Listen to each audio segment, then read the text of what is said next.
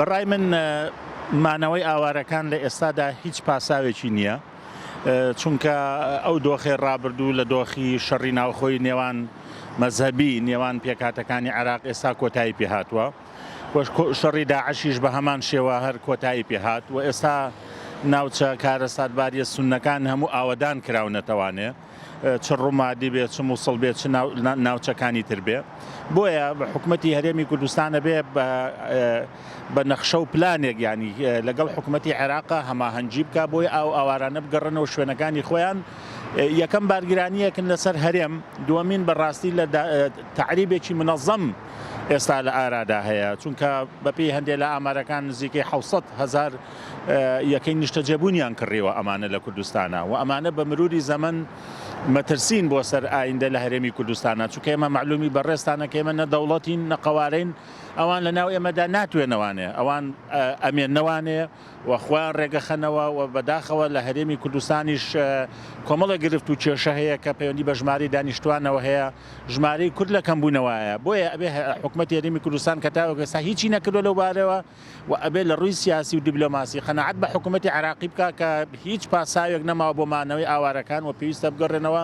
سەر شوێنەکانی خۆیان، بۆی ئەم بارگرانیەش لە کۆڵ هەرێم ببێتەوە کە لە کاتی خۆیان لە کاتی شەڕی داعش و لە کاتی شەڕی مەزهەبیە حکوومەتی هەرێم دەرگاکەی ئاوەڵا کرد بۆ خەڵکی کوردستانیش بەدەمیانەوە بوون، بەڵام ئێستا پێویستە بگەڕێنەوە ناوچەکانی خۆیان. دەسەڵاتدارانی هەرێم خەلەلەکە لێرەوەیە، تەنها یەک بیرکردنەوەیان هەیە، ئەویش لە ڕووی مادیەوەیە، ئەنی کە خۆتان نەزانن بەشێکی زۆری ئەم پرۆژانی نیشتەجێبوون لە شار و شارۆچکەکان بەرپرسەکانی لە پشتەوەیە، گرنگ ئەوەیە ئەوان پارەیان دەست ئەکەوێت و ئەم ئاوارانە خەڵکی ناوچەکانی خواروی عێراق و وەسەتی عێراق گرنگەوە لێرە کە یەکەی نیشتەجێبوون نەکردن. ئەم یەکانی نیشتەجێبوونیش زۆربیان هی کۆمپانیای حیزبین و سەر بەرپرسە باڵا دەست ڕۆیشتوەکانن. ئەمە هۆکارە بۆ ئەوەی کە تا حکوومەتی هەرێمی کوردستان و کاربەدەستە باڵەکان بیر لە ڕەهەندە مادی و ئابوووریەکە یەکەنەوە، بیر لە گۆڕانکاریە دیمۆگرافیەکە ناکەنەوە کە لە داهاتووە ئێمە چ زیان و زەرەرێکەکەین بەم ژمارە زۆری ئاوارەکە لە هەرێمی کوردستان ماونەتەوە. ئەبێ حکوومەتی هەرێمی کوردستان لەگەڵ حکوومەتی عێراقیە یەکەم پێویستی بە واژۆکردنی لێگەیشتن و تەفاهومێک هەیە لە نێوان هەردوولادا کە ئەم ئاوارانە پێویستە بگەڕێنەوە بۆ ناوچەکانی خۆیان، ئەو موبەڕیرانەی کە هەبوو ئەو بیانوانەی کە هەبوو ئێستا نەماون و هەرێمی کوردستانیش تاقەی ئیستیعابی و توانای ئیستیعابی کەمە و ئەمە تەنانەت تەسیری کردوتە سەر مەسەلەی ڕێژەی کار و هەلی کاریش بۆ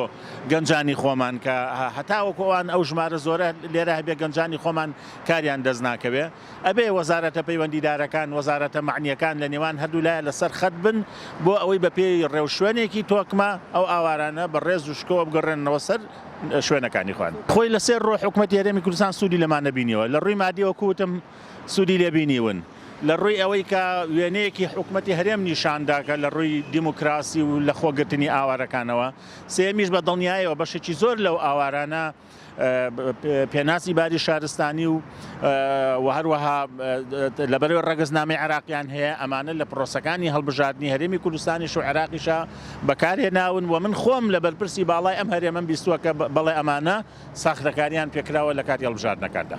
حکوومەتی هەرێمی کوردستان کەم تەرخەمە کە لەوەی ئاوارەکان ناگەڕێنەوە و بەداخەوە بە زۆری چاوی لەسەر ڕەهەندە ئابووری و اقتصادیەکەیە کە ئەمە هەڵەیە، چونکە لە داهاتوە ئێمە زەرەر و زیانی گەورە ئەکەین، ئەو کاتە هەلو دەرفەتەکانیشمان لە کیسووە.